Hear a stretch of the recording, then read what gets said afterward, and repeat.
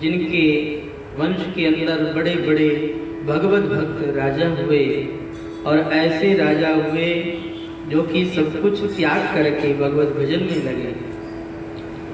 श्री भरत जी महाराज का चरित्र हम लोगों ने श्रवण किया। श्री भरत जी महाराज इन्होंने सब कुछ त्याग दिया, लेकिन मृग के अंदर आसक्ति होने के कारण उनकी वह आसक्ति उनके लिए 3 जन्मों का कारण बन गई। महाराज भरत जी से हम लोगों को यही शिक्षा मिलती है कि अपने मन को हमेशा टटोलते रहें, हमेशा संभालते रहें कि कहीं हमारा मन संसार में आसक्त तो नहीं हो रहा है, क्योंकि अगर संसार में आसक्त हो गया तो वो हमारे जन्म मरण का कारण बन जाएगा। मन को अत्यंत सावधानी पूर्वक भगवान में लगाने की आवश्यकता है। महाराज प्रियव्रत ने जिस समय में सूर्य भगवान का पीछा किया था अंधेरा मिटाने के उद्देश्य से, तो समय में 7 समुद्र बन गए थे, 7 द्वीप बन गए थे। और यह जो जम्बू द्वीप है, जिस जम्बू द्वीप के अंदर हम लोग रहते हैं, इस जम्बू द्वीप के चारों ओर भी समुद्र है और यह समुद्र क्षार समुद्र है, लवण युक्त नमक युक्त समुद्र हमारे चारों ओर है। देखिए 7 द्वीप है और 7 ही समुद्र है। अन्य जो द्वीप हैं उन द्वीपों में हम लोग नहीं जा सकते। कोई योगी हो वही 7 द्वीपों का भ्रमण कर सकता है, हम लोगों के हाथ की बात नहीं है। तो अन्य राजाओं को अन्य द्वीपों का राज्य दिया गया, अलग अलग द्वीप हुए और अलग अलग समुद्र हुए। यहाँ अन्य द्वीपों का वर्णन किया गया है, लोकालोक पर्वतों का वर्णन किया गया है और इस जम्बू द्वीप का वर्णन किया गया है, भारतवर्ष का वर्णन किया गया है और भारतवर्ष को अत्यंत श्रेष्ठ बताया है। यह भारतवर्ष ऐसा श्रेष्ठ वर्ष है कि देवता लोग भी भगवान से यह इच्छा करते हैं कि हे भगवान, अगर आप हम पर प्रसन्न हो तो आप हमें भारत की भूमि में जन्म देना, भारत की भूमि में हम जन्म लेवें, ताकि हम लोग भी आपकी कथा सुने, कीर्तन सुने और हम लोग भी जन्म मरण के चक्कर से मुक्त हो जाएं। यह ऐसी दिव्य भारत की भूमि है। यह जम्बू द्वीप का जो राज्य है बड़ा ही सुंदर और दिव्य राज्य है। इस भारतवर्ष में भाग्यशाली व्यक्ति को ही जन्म लेने का अवसर प्राप्त होता है। श्री सुखदेव भगवान राजा परीक्षित को इस तरह से जब वर्णन सुनाते हैं तो राजा परीक्षित यहाँ एक प्रश्न करते हैं, कहते हैं भगवान, हमने सुना है कि नरक होते हैं, नरक के अंदर तरह तरह की यातनाएं दी जाती है। महाराज ये वास्तव में नरक होते भी है या नहीं? कहीं ऐसा तो नहीं है कि हम लोगों को डराने के लिए नरकों का वर्णन किया गया हो? जैसे छोटा बालक होता है तो उसको डराने के लिए माँ कहती है चुपचाप बैठ जा, बाहर हवा है, हवा खा जाएगा तुमको, तो माँ उसे डराने के लिए हवा का डर बताती है। तो ऐसे ही वास्तविकता में ये नरक होते भी हैं या फिर हमें डराने के लिए कह दिया गया है? श्री सुखदेव भगवान कहते हैं राजन, वास्तव में नरक होते हैं और नरक भी एक नहीं 28 तरह के नरक होते हैं। जिस व्यक्ति का जैसा पाप कर्म होता है उस पाप कर्म के अनुसार नरक में भेजा जाता है और वहां नरक में उसे कष्ट दिया जाता है। और ये नरक त्रिलोकी के अंदर ही है।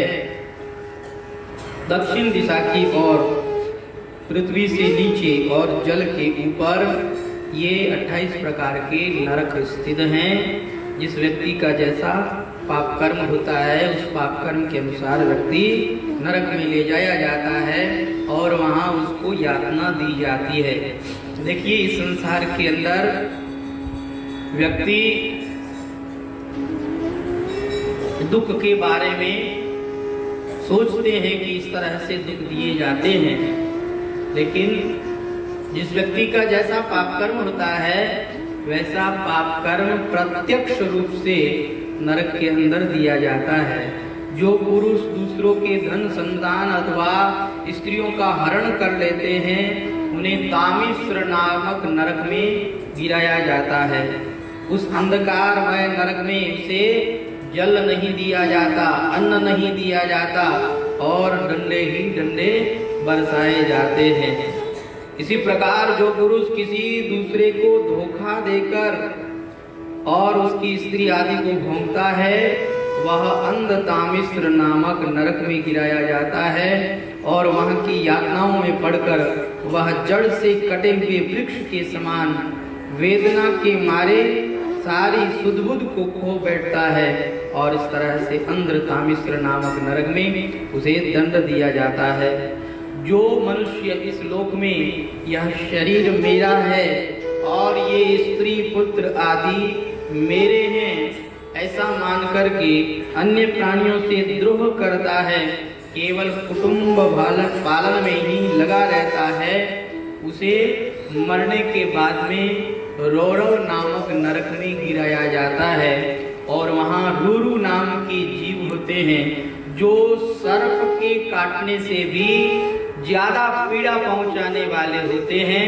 ऐसे रूरू नाम के जीव उस रौरव नरक में उसे काटते रहते हैं। जो क्रूर मनुष्य इस लोक में अपना पेट पालने के लिए जीवित पशु या पक्षियों को रांध करके खा जाते हैं उन्हें कुंभीपाक नरक में गिराया जाता है और वहाँ कुंभीपाक नरक के अंदर खोलते हुए तेल के अंदर उसके शरीर को डाल दिया जाता है।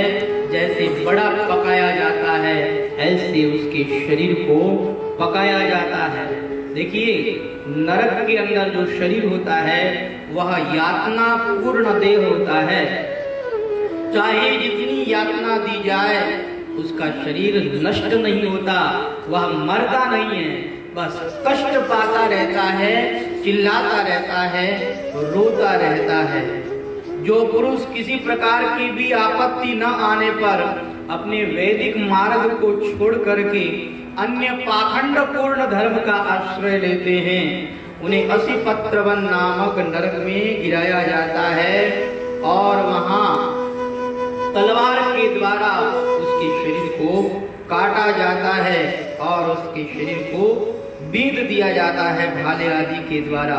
जो मनुष्य राजा या राज कर्मचारी होने पर किसी अदंड्य को दंड दिलाते हैं, किसी निरपराध को दंड दिलाते हैं तो उन्हें सूकर मुख नामक नरक में गिराया जाता है और वहाँ पर कोलू में पेरे हुए गन्ने की तरह उस व्यक्ति को पीस दिया जाता है। अब वो चिल्लाता रहता है, रोता रहता है। जो पुरुष इस संसार के अंदर अपना पेट पालने के लिए खटमल को मारते हैं और जो मच्छरों को मारते हैं, चींटियों को मार देते हैं, उन्हें अंधकूप नामक नरक में गिराया जाता है और वहाँ वही सब के सब जीव उसका इंतजार करते हैं और उसका बदला लेते हैं। जो मनुष्य इस लोक में बिना पंच महायज्ञ किए हुए पहले अतिथि को भोजन कराना चाहिए, गाय को गोग्रास देना चाहिए, पंच यज्ञ करके ही जो व्यक्ति भोजन करता है वह व्यक्ति पुण्य का भागी होता है। लेकिन जो पंच यज्ञ नहीं करता, अतिथि को भोजन नहीं कराता, गो सेवा नहीं करता, दीन दुखियों की सेवा नहीं करता, वह कृमि भोजन नामक नरक में गिराया जाता है। और कृमि भोजन नामक नरक के अंदर उसे कष्ट दिया जाता है। जो पाखंडी लोग पाखंडपूर्ण यज्ञों में पशुओं का वध करते हैं वे वैशस नामक नरक में गिराए जाते हैं और वही सब जितने पशु हैं सब के द्वारा उसका बदला लेते हैं। जो झूठ बोलता है और अपने मार्ग को छोड़ता है, अपने सत्य मार्ग को छोड़ता है, वह भी नरक में गिराया जाता है। जो ब्राह्मण या ब्राह्मणी अपने व्रत में स्थित न रह करके प्रमाद करते हैं, मद्यपान करते हैं, देखिए वैसे मदिरा का पान करना यह सबके लिए मना है, लेकिन ब्राह्मण होने पर भी कोई अगर मदिरा का पान करता है तो उसे अयपान नामक नरक में गिराया जाता है और वहां उसे तरह तरह के कष्ट दिए जाते हैं। राजन, सर्पों के समान उग्र स्वभाव वाले जो पुरुष होते हैं वे दंड सूप नामक नरक में गिराए जाते हैं। जिस व्यक्ति का जैसा पाप कर्म होता है उस पाप कर्म के अनुसार इस तरह नरकों के अंदर गिराया जाता है और नरक की यातनाएं दी जाती है। महाराज परीक्षित ने जब इस तरह से नरकों का वर्णन सुना तो नरकों का वर्णन सुनकर के हमारे महाराज परीक्षित घबरा गए और महाराज परीक्षित ने कहा कि भगवान एक बात बताएं, किसी व्यक्ति ने अनजाने में पाप कर्म कर लिया हो और वो व्यक्ति ये चाहता हो कि मुझे नरक में नहीं जाना पड़े, तो क्या उसके लिए कोई उपाय है कि उसे नरक में न जाना पड़े? महाराज देखिए, कभी कभी लोग पाप करते हैं और पाप करके फिर पाप का प्रायश्चित करते हैं, तो क्या उनके प्रायश्चित के द्वारा उनका पाप नष्ट होता है? श्री सुखदेव भगवान कहते हैं, राजन देखो, कर्मणा कर्म निर्हारो न ह्यात्यंतिक इष्यते अविद्वदधिकारित्वात् प्रायश्चित्तम विमर्शनम। कर्म के द्वारा कभी कर्म नष्ट नहीं होता। लोग ये सोचते हैं कि हमने पाप कर लिया तो इस पाप को दबाने के लिए हम पुण्य कर लेते हैं। देखिए, अगर पाप को दबाने के लिए पुण्य करते हैं तो वह आपका पुण्य भी किसी कार्य का नहीं। और देखिए, पाप कभी भी दबता नहीं है। पुण्य करके पाप को दबाना चाहते हैं, यह असंभव है। पाप किया है तो उसका फल अलग मिलेगा, पुण्य किया है तो उसका फल आपको अलग मिलेगा। दोनों का अलग अलग फल मिलेगा। कभी भी पुण्य के द्वारा पाप को दबाया नहीं जा सकता है, क्योंकि कर्म के द्वारा कभी कर्म नष्ट हो ही नहीं सकता है। कई लोग पाप करते हैं और कहते हैं भैया अभी पाप कर लो, फिर राम राम करेंगे, सारे पाप नष्ट हो जाएंगे।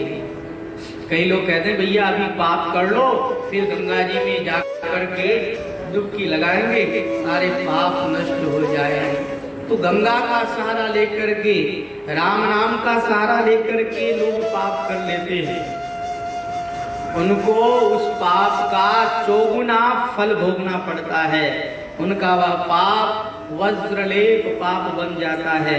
जैसे तीर्थ स्थल में किया गया पुण्य 1000 गुना फल देने वाला होता है, ऐसे ही तीर्थ का सहारा लेकर के, राम नाम का सहारा लेकर के अगर आप कोई पाप कर्म करते हैं तो उसका फल भी आपको चौगुना मिलेगा। इसलिए सावधान, कभी भी राम नाम का सहारा लेकर के, गंगा मैया का सहारा लेकर के कोई पाप कर्म मत करना। हाँ, भूल से अगर आपसे कोई पाप हो गया है और आप चाहते हैं कि यह पाप मुझे इसका फल नहीं भोगना पड़े, तो उसके लिए आप अगर प्रायश्चित करते हैं, आपको अगर दुख होता है तो आपके सारे पाप उसमें जल करके राख हो जाते हैं। क्योंकि कहते हैं पश्चाताप एक अग्नि है और उस अग्नि के अंदर सारे पाप नष्ट हो जाते हैं। जैसे कि आपको अगर दुख होता है कि हाय मेरे द्वारा और ये पाप क्यों हो गया, इस तरह का दुख अगर होता है तो इस तरह के दुख के अंदर पाप नष्ट हो जाते हैं। लेकिन अगर पाप वापस दोहराते रहते हैं, एक बार पाप किया, फिर प्रायश्चित किया, और फिर पाप किया, फिर प्रायश्चित किया, फिर पाप किया, इस तरह से बार बार पाप करते रहते हैं, तो उस पाप का प्रायश्चित नहीं होता है। अरे ये तो हाथी का स्नान हो गया। हाथी कैसे स्नान करता है? खूब अच्छी तरह से घंटों तक जल के अंदर अपनी सूंड के द्वारा स्नान करता है, लेकिन जैसे ही बाहर आता है वही हाथी अपनी उसी सूंड से मिट्टी उठा उठा करके अपने ऊपर डाल देता है। तो उस हाथी का स्नान किस काम का? जल से स्नान किया, फिर मिट्टी डाल दी अपने ऊपर। तो ऐसे ही पाप किया, प्रायश्चित किया, पाप नष्ट हो गए, लेकिन फिर पाप कर लिया तो ये तो एक हाथी का स्नान हो गया। तो ऐसा प्रायश्चित नहीं करना चाहिए। ऐसे प्रायश्चित से कोई लाभ नहीं होता है। प्रायश्चित तो ऐसा होना चाहिए कि अपने जीवन में कभी भी वापस पाप नहीं करें। देखिए हमारे शास्त्रों में तपस्या के द्वारा, ब्रह्मचर्य के द्वारा, श्रम के द्वारा, दम के द्वारा, नियम के द्वारा पाप नष्ट की विधि बताई है, पापों को नष्ट करने की विधि बताई है। लेकिन ये सब उपाय तभी सफल हैं जब भूल में पाप किया हुआ हो और वापस अपने जीवन में उस पाप को दोहराए नहीं, तभी आपके पाप नष्ट हो सकते हैं। अन्यथा पापों का फल तो भोगना ही पड़ता है। अवश्यम एव भोक्तव्यम कृतं कर्म शुभाशुभम। जो शुभ अशुभ कर्म हमने किए हैं उन कर्मों का फल तो हमें अवश्य ही भोगना पड़ता है। अगर हम भगवान की शरण ग्रहण कर लें तब तो हमारे सारे पाप नष्ट हो जाते हैं, क्योंकि भगवान की शरणागति के अंदर एक ताकत है। भगवान की शरणागति को स्वीकार करते ही सारे पाप नष्ट हो जाते हैं। कहते हैं इस संसार में 1.5 पाप है और 1.5 ही पुण्य है। पहले पाप के बारे में जाने। 1.5 पाप और 1.5 पुण्य क्या है? कहा देखो, लोगों को कष्ट देना, लोगों को मारना, लोगों को सताना, ये जितने भी पाप हैं ये आधे पाप के अंतर्गत आते हैं। पूरा पाप क्या है? कहा भगवान को भूल जाना। भगवान को भूल जाना ये एक पाप है, और लोगों को कष्ट देना आदि आदि जो पाप है वह आधा पाप है। और भगवान को याद कर लेना, भगवान के सन्मुख हो जाना, यह एक पूरा पुण्य है। फिर गो सेवा करना, दीन दुखियों की सेवा करना, जो भी पुण्य है वो आधे पुण्य के अंतर्गत आते हैं। भगवान के सन्मुख हो जाना ये पूरा पुण्य है। इसलिए व्यक्ति को चाहिए कि भगवान के सन्मुख हो जाए, भगवान की शरण ग्रहण कर ले। सच्चे हृदय से अगर भगवान की शरण ग्रहण करनी है तो आपके सारे पाप नष्ट हो जाएंगे, क्योंकि भगवान स्वयं कहते हैं सन्मुख होई जीव मोहि जबहि जन्म कोटि अग नाशहि तबहि। सन्मुख होई जीव मोहि जबहि जन्म कोटि अग नाशहि तबहि। श्री राम जय राम जय जय राम। श्री राम जय राम जय जय राम। श्री राम जय राम जय जय राम। श्री राम जय राम जय जय राम। सन्मुख होई जीव मोहि जब ही, भगवान कहते हैं जब यह जीव मेरे सन्मुख होता है तो जन्म कोटि अघ नासहि तबहि। करोड़ों जन्मों के किए हुए पाप तत्क्षण नष्ट हो जाते हैं। जब ही और तब ही लिखा है, जब शरण हुए तभी सारे पाप नष्ट हो गए। तो भगवान की शरण ग्रहण करनी चाहिए। भगवान की एक प्रतिज्ञा है। भगवान कहते हैं कि सकृत् एव प्रपन्नाय तवास्मीति च याचते अभयं सर्वभूतेभ्यो ददाम्येतद्व्रतं मम। सकृत् एव प्रपन्नाय, एक बार भी अगर यह जीव मेरी शरण में आ जाए और मेरी शरण में आकर के मुझसे यह कह दे कि हे नाथ, हे मेरे नाथ, मैं आपका हूँ, तो भगवान कहते हैं कि मैं उस जीव को संपूर्ण पापों से मुक्त कर देता हूँ।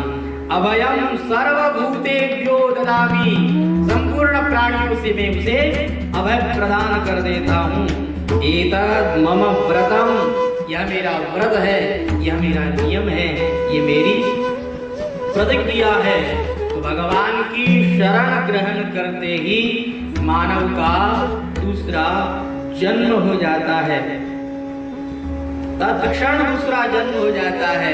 इसीलिए आप लोगों ने देखा होगा हमारे संतों के अंदर एक प्रथा है, जिसने दीक्षा पहले ली है वह बड़ा माना जाता है, भले ही बालक है लेकिन दीक्षा उसने पहले ली है, गुरु मंत्र उसने पहले लिया है।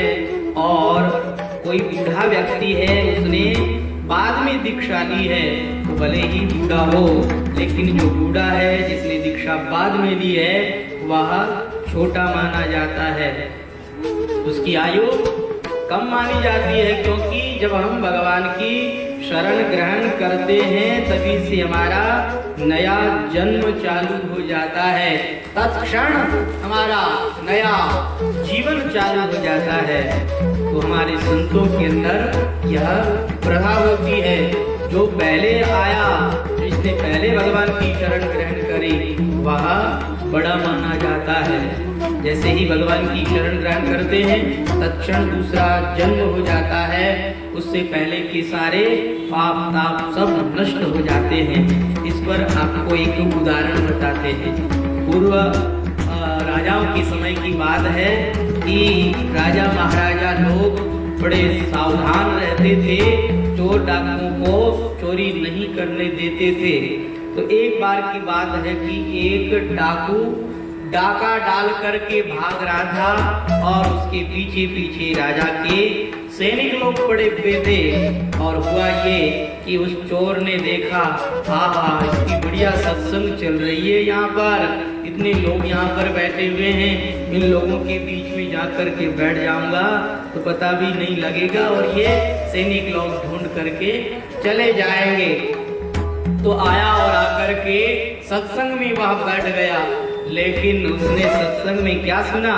उसमें सत्संग में उसने यही सुना कि जो व्यक्ति भगवान की शरण ग्रहण कर लेते हैं, जो भगवान से ये कह देते हैं कि हे नाथ मैं आपका हूँ, तब से उसका दूसरा जन्म हो जाता है। तो वह चोर था, डाकू था, उसने यह बात सुनी तो उसने भी मन ही मन यह बात धारण कर ली। कहा अब आज से हम अपनी ये जिंदगी छोड़ते हैं, भैया पाप कर्म करते हैं, लोगों को सताते हैं, क्या फायदा इस जिंदगी से, हमें अभी ये जिंदगी छोड़नी है, अब तो मुझे भगवान की शरण ग्रहण करनी है। मन ही मन उसने संकल्प कर लिया और भगवान की शरण ग्रहण कर ली। हुआ ये कि राजा के सेवकों ने पकड़ा, राजा के सामने उपस्थित किया और कहा कि महाराज इस व्यक्ति ने चोरी करी है, हम इसे रंगे हाथों पकड़ करके लाए हैं। राजा ने पूछा कि भैया बताओ तुमने चोरी की है क्या? कहा नहीं महाराज मैंने इस जन्म में कोई चोरी नहीं की है। कहा तुम परीक्षा दे सकते हो? कहा हाँ महाराज मैं परीक्षा दे सकता हूँ। तो उस समय में कड़ी परीक्षा होती थी, गरम गरम लोहे के अंगारे मंगाए गए, लोहे का गोला और उसको आग पर तपा करके अग्नि के समान लाल किया हुआ वह गरम गरम लोहे का अंगारा और उसके हाथ में रखा गया। कहा अब बोलो कि मैंने कोई चोरी नहीं की है। उसने अपने हाथ में रख करके कहा कि नहीं मैंने इस जन्म में कोई चोरी नहीं की है। अब देखिए उस व्यक्ति का हाथ भी नहीं जला और वह अंगारा नीचे रखा गया, गोला नीचे रखा गया तो नीचे धरती काली हो गई। इतना वो गर्म गर्म अंगारा था, लेकिन उसका हाथ नहीं जला। राजा ने कहा कि ये व्यक्ति परीक्षा में सफल हुआ है, निर्दोष है ये व्यक्ति। अगर झूठ बोलने वाला होता तो इसके हाथ जल जाते। ये व्यक्ति सच बोलता है, तभी तो इसके हाथ नहीं जले हैं। अब सैनिकों, तुमने एक निरपराध को पकड़ा है, तुम्हें दंड दिया जाएगा। अब सैनिक लोग तो डर गए, घबरा गए। तो उस व्यक्ति ने कहा, महाराज महाराज मैंने चोरी की है। कहा नहीं नहीं, तुम सैनिकों को बचाने के लिए और चोरी अपने ऊपर ले रहे हो। कहा नहीं महाराज, मैंने चोरी की है। अमुक अमुक जगह पर जाकर के देखिए, आपको धन गाड़ा हुआ मिल जाएगा। अब जाकर के देखा गया तो अमुक अमुक जगह पर धन मिल गया। अब राजा को बड़ा आश्चर्य हुआ। राजा ने कहा कि तुमने चोरी की है, परीक्षा दी तो उसमें तुम सफल भी हो गए, तुम कहते हो कि मैंने इस जन्म में चोरी नहीं की है, ये क्या बात है, कुछ समझ में नहीं आया है। तो उसने कहा कि देखो राजन, मैं सत्संग में गया और सत्संग में मैंने यह बात सुनी कि जो भगवान की शरण ग्रहण कर लेता है उसका दूसरा जन्म हो जाता है। जैसे ही मैंने यह सुना कि भगवान की शरण ग्रहण करते ही दूसरा जन्म हो जाता है, तब से मैंने पिछले जन्म को भुला दिया, भगवान की शरण ग्रहण कर ली। महाराज, अब मैं दावे के साथ कह सकता हूँ कि इस जन्म में मैंने कोई चोरी नहीं की है, पिछले जन्म में मैंने चोरी की है। तो ये प्रत्यक्ष उदाहरण है आपके सामने। उन्होंने भगवान की शरण ग्रहण करी तो उसका दूसरा जन्म हो गया। भगवान की शरण ग्रहण करते ही व्यक्ति के सारे पाप नष्ट हो जाते हैं। इसलिए भगवान की शरणागति को स्वीकार कर लेना चाहिए। देखिए, वेदों का सार उपनिषद है और उपनिषद का सार श्रीमद् भगवत गीता है और भगवत गीता का सार है भगवान की शरणागति। और जो भगवान की शरणागति को स्वीकार कर लेता है उसके लिए इस संसार में फिर कोई कार्य बाकी नहीं रह जाता है। बस भगवान की शरण होकर के निश्चिंत हो जाए। जिसने भगवान की शरण ग्रहण कर ली है उसका तो दूसरा जन्म ही हो जाता है। उसके तो सारे पाप ताप सब नष्ट ही हो जाते हैं। इसलिए भगवान की शरण ग्रहण करें और भगवान के नाम का सुमिरन करें, भगवान के नाम का सहारा और भगवान की शरणागति का सहारा रखें। जिस व्यक्ति ने भगवान के नाम का सहारा लिया है वह भवसागर से पार हुआ है और वह पाप तापों से मुक्त हुआ है। यह कलयुग चल रहा है और इस कलयुग के समय में राम नाम ही सार है। इस कलयुग में भगवान के नाम की बहुत महिमा गाई गई है। पहले मैंने आपको बताया था कि भगवान के नाम की महिमा क्यों है। कलयुग में भगवान ने छूट दे रखी है। कलयुग समयुग आन नहीं जो नर कर विश्वास, गाय राम गुण गण विमल भवतर बिना ही प्रयास। इस कलयुग के अंदर बिना ही प्रयास के केवल राम नाम का सहारा लेने मात्र से ही व्यक्ति भवसागर से पार हो जाता है। देखिए, सतयुग में भगवान के नाम लेने वाले भक्त बहुत से, कोई कमी नहीं थी। इसलिए सतयुग में भगवान हजारों वर्षों तक भजन करने पर भी नहीं मिलते थे। त्रेता युग में लोग यज्ञ याग आदि करते थे और उस समय में भी खूब भगवान के भक्त थे, तो उस समय में भी भगवान कई वर्षों तक नहीं मिलते थे। फिर द्वापर में भी भगवान के नाम का स्मरण करने वालों की कोई कमी नहीं थी, तो उस समय में भी भगवान कई वर्षों तक तपस्या करने के बाद में मिलते थे। लेकिन इस कलयुग में तो कोई भगवान के नाम का स्मरण करने वाला है ही नहीं। जिसको देखो वो ऐसे गिनने में मस्त हो रखा है, जिसको देखो वही संसार में आसक्त हो रखा है। बस दुनिया में घूम घूम करके पूरी दुनिया के पैसों को अपने पास रखना चाहता है। बस यही भूख लगी हुई है दुनिया वालों को, कैसे पैसा बटोरा जाए, कैसे संसार का धन इकट्ठा किया जाए, इसी में लगे हुए हैं। भगवान की ओर तो कोई लगता ही नहीं है। इसलिए भगवान ने विशेष ऑफर दे दिया है, विशेष छूट दे दी है। भैया, तुम्हें कुछ करने की जरूरत नहीं है, केवल मेरे नाम का सहारा ले लो, नाम का सहारा ले लेने मात्र से भव सागर से पार हो जाओगे। तो कलयुग में भगवान ने छूट दी है। अन्य युगों में तो भगवान के भाव बढ़े हुए थे, क्योंकि भगवान को मानने वाले लोग बहुत थे। जैसे सब्जी बेचने वाला सुबह सुबह तो भाव खाता है। सुबह सुबह आप जाओ, जाकर के पूछो सब्जी क्या भाव दोगे, तो कहेगा 10 रुपए किलो। आप कहोगे 8 रुपए किलो देनी है, तो वो कहेगा नहीं नहीं, जाओ आगे जाओ, आगे वाले ठेले पर जाओ, वो भाव खाएगा। लेकिन सायंकाल के समय में अगर आप कहो 8 रुपए किलो देनी है क्या, तो वो कहेगा बोलो कितनी लेनी है, हेला मार मार करके देगा। अरे भैया आओ तो सही, ले जाओ तो सही, क्योंकि उसे पता है अब सब्जी लेने वाला कोई नहीं है। ऐसे ही सतयुग आदि में तो भगवान के नाम का सहारा लेने वाले बहुत लोग थे, बहुत भजन करने वाले लोग थे, इसलिए भगवान के भी भाव बढ़े हुए थे। लेकिन कलयुग में तो भगवान के नाम का सहारा लेने वाले बहुत कम लोग हैं, इसलिए भगवान ने विशेष छूट दे रखी है। कलयुग में केवल हरि नाम संकीर्तन से, केवल राम नाम का सहारा लेने मात्र से ही भव सागर से पार हो सकते हैं। इसलिए राम नाम का सहारा सबको ले लेना चाहिए। इसलिए हमारे संत महापुरुष कहते हैं राम नाम सत्संग